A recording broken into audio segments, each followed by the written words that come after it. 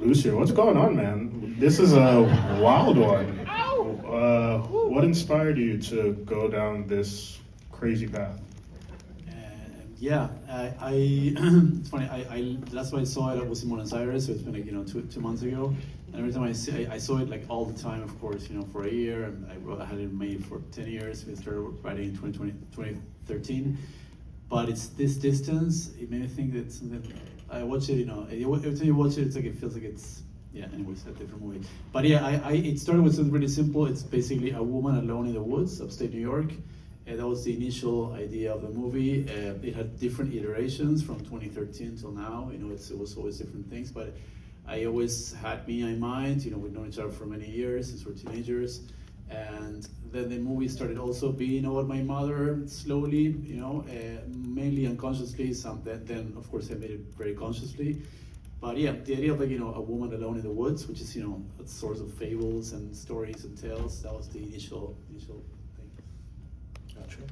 A few more questions from the audience, and then I'll toss the mic over to you all. For our entire cast, you're all incredible in this. I'm curious what drew you into these characters, what excited you about it, and if there were any creative choices you made on set that you were proud of or just excited to see in this final cut that we witnessed. And we can start with you, Mia. Thank you. Well, having the relationship that I have with Lucio was always a yes for me. It's the whatever he wants to do with me, I do. Yeah, it's just such an incredible character to play. Everything that she goes through, and a performance that Lucio wanted to be quite quiet, so just go through this big range of emotions and things that happen in her life, but in a very austere way. So that was a big challenge. And also, it was a very kinetic role for me. It was just very central because of everything that she goes through. So it was just beautiful also to be in this project for so long, since 2013. So just to be able to kind of like, Isabel has had many deaths with all the different scripts and stories that she's had. But when we got to film it, it was, there were like many new choices, the cast, like having me, having Philip, locations, I've had this movie in my mind for so long, so it was, just this beautiful creative process just to film it. Lee? I was such a fan of Lucio's film, The Century, and his alchemy with Mia was something very special to witness on set. For me, the character was very enigmatic, and I found myself, in the hands of Lucio and Mia and Robert Lombardo, who did all the music, which was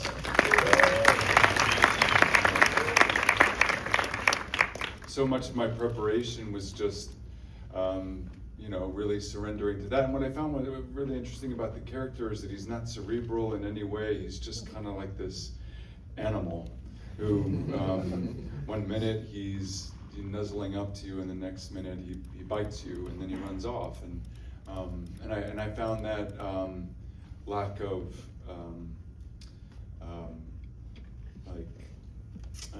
consciousness really interesting. He's just a very subconscious, critter.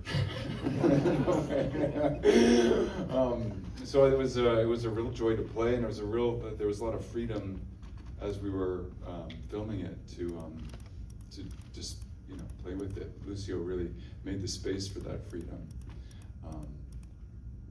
And I want to echo what you said about there's something really interesting about the few times that I've seen the film. I see something different every single time.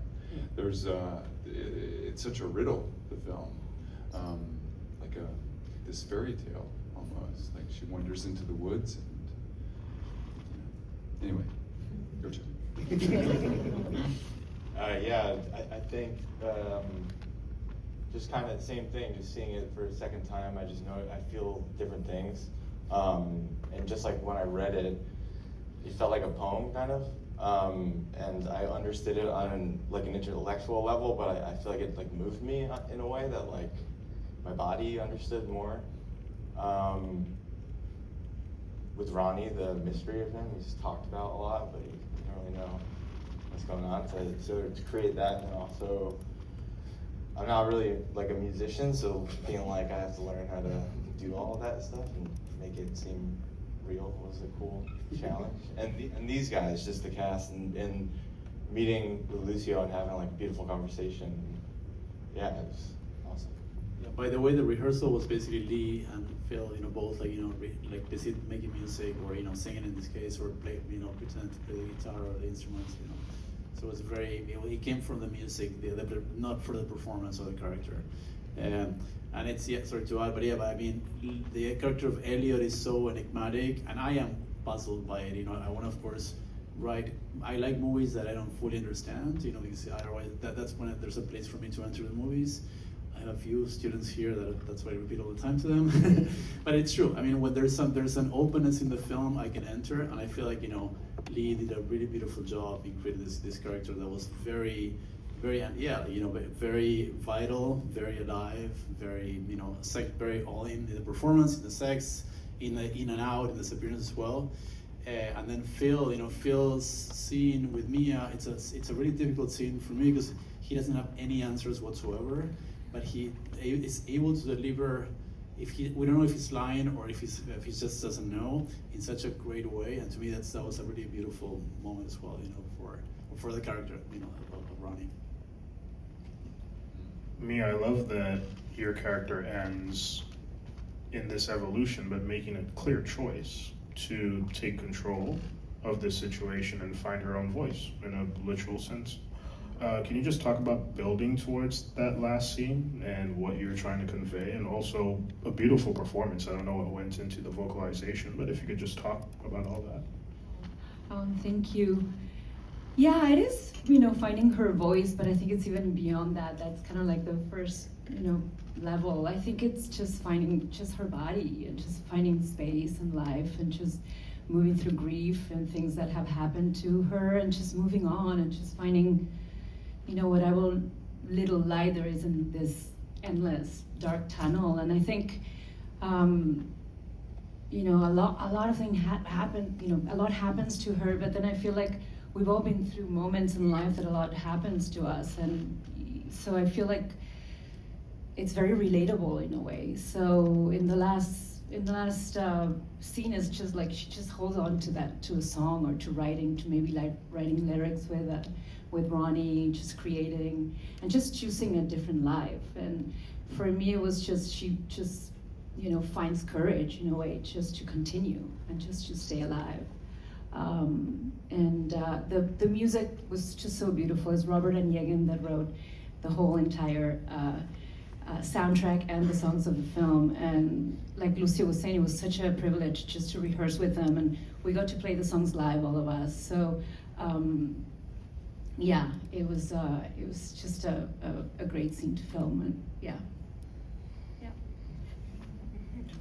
Lucio, my last question is for you, but anyone else can feel free to jump in for sure.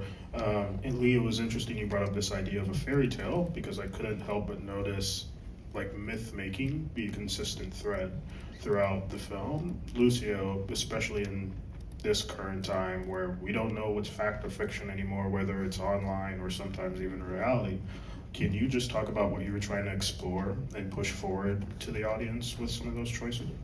Yeah, for sure. I mean, I think in terms of the politics of the time, the scary politics of the world, I think that just putting out a story for me, that's really what I can do for my claiming my voice and my power to women, power to art. That's basically what I can do. But fairy tale is something that I find like the best genre in a way. It's not really a genre. It's the best style of story. The Wizard of Oz is to me like going on a stroll. Going on a stroll to me, it's a very liberating experience. Just going somewhere. And I love when a character, typically in fairy tales, something sets them up and they just go. They go for it. And I wanted to have that in mind with Mia, that she really sets off in this adventure. She has this very stable life, but then the encounter with Elliot in this cave, which is of course also a very, I guess, fable. He also comes up with a fable and a story and an image that really sets her off in this path. And I thought that was, that's, again, it's not intentional, but it's really things that I really enjoy, in I guess also, I have 2 daughters and I was telling this story, so I guess it's part of like, these characters that go on a stroll, yeah, that's, the fairy tale aspect. Anyone else want to add anything? No? No, I mean, my experience on this has really been in the hands of Lucio. So and it's such a privilege and very rare, actually, to find yourself with a director that you can just surrender to and be like, how can I be of service to your film, and not think. It's one of the it's a unique thing that an actor can do, to just to be able to let go in that way, and then watch it back, watch it back and kind of see, oh, that's what happened that day, because you remember what happened, but it's different than what happened. Audience, we have a few minutes left. Any questions for you guys? Oh, right here in the middle, yes. Absolutely beautiful. The environment is actually a big character as far as in the film. How was it, filming there? Just absolutely gorgeous. Thanks so much. She has you as well, the environment, right? Yeah. So yeah, we shot actually in upstate New York in that month. The first day was really hot, actually in late October, and the last day it snowed. So it was like that month that really captures, all this range that this beautiful state has. And also Jason Singleton, our production designer, is here. Amazing work with the colors of the walls, the objects, the plants, the flowers, everything, the linen, everything was really careful. Everything you see in the image, it's his work and his team, of course, and also Ian, who made the costumes also. But yeah, we wanted to for this film to feel not luscious, like not luxurious, because we know what luxury. It's more about sultry, sensual, in that sense, in terms of colors, in terms of like textures. So but also New York has this range. It's this, we live somewhere that it offers this range, in landscape. Yeah. Other questions from the audience? Right here. Hi. That was so lovely, and I am still puzzling it out, so apologies if this is a little garbled, but I'm fascinated to hear you speak about fairy tales, specifically about a woman alone in the woods. Can you speak to the choice to make her married, an expecting mother? I feel like my first thought when I heard that was that that's so often a younger, unattached woman who gets sort of caught up by the prince here. I just think that's so fascinating. It feels like a very specific choice, so I'd love to hear more about that. Yeah, for sure.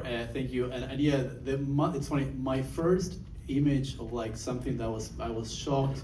My cousin appeared at this barbecue when I was very young, pregnant.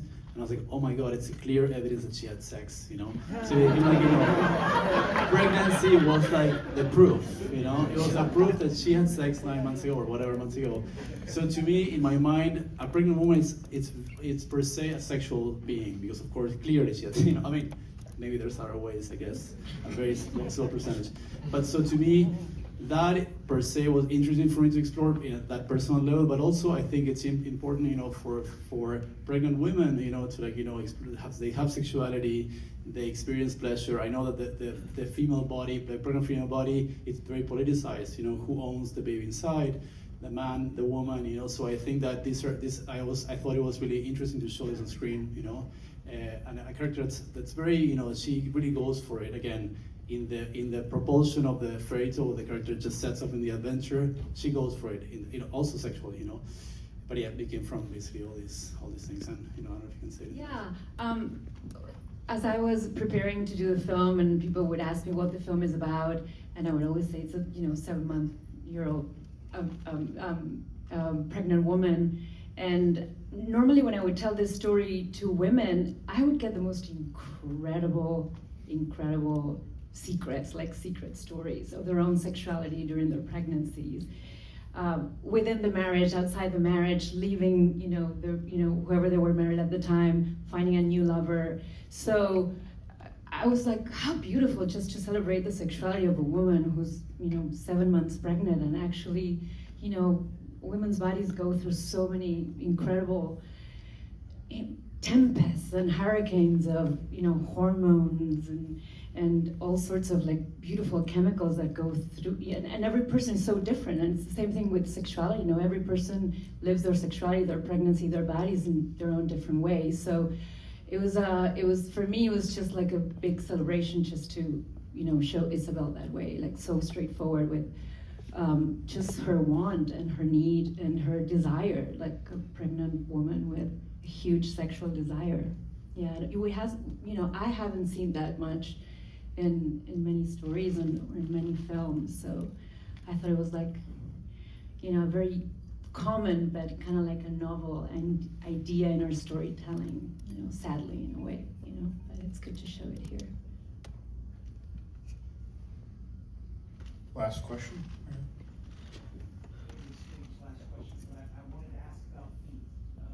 I knew someone was going to ask about that. Thank you. First question was feet that we got.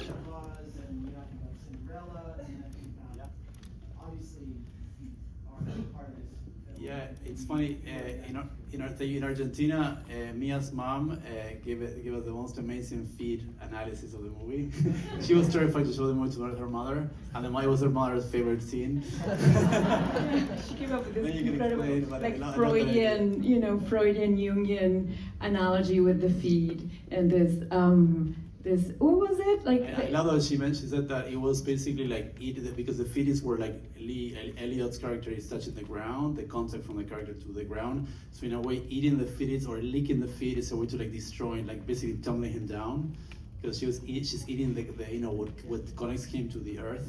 Of course, I didn't think of this when I wrote it, but that's why I make movies, is to hear these amazing theories. But I mean, I did it just to be mischievous, I guess. There's something, again, more letting her go even further by licking someone's dirty feet, There is something there. Not only it's a huge fetish for a lot of people and a huge sexual turn on for a lot of people, but also I think that there's a big taboo, on that. And I feel like, why not also just, explore and show this taboo? That was my reasoning. What did the feet mean to you? It meant a lot. I thought about like how, I always take my shoes off when I go inside, but then when we visit Ronnie alone, he keeps his shoes on. And I don't know, I don't want it. It's not my Q&A.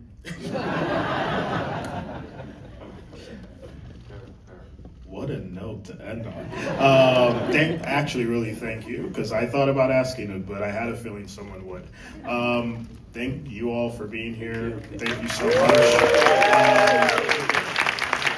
Before we jump off, a couple things. Remember, this is eligible for the Audience Award. Please get your votes in. Also, I know it takes a lot of people to build a film, to make a film. Thank you all. I'm seeing so many cast and crew here. Thank you all for being here. Also, special shout out to the producers, especially Anita.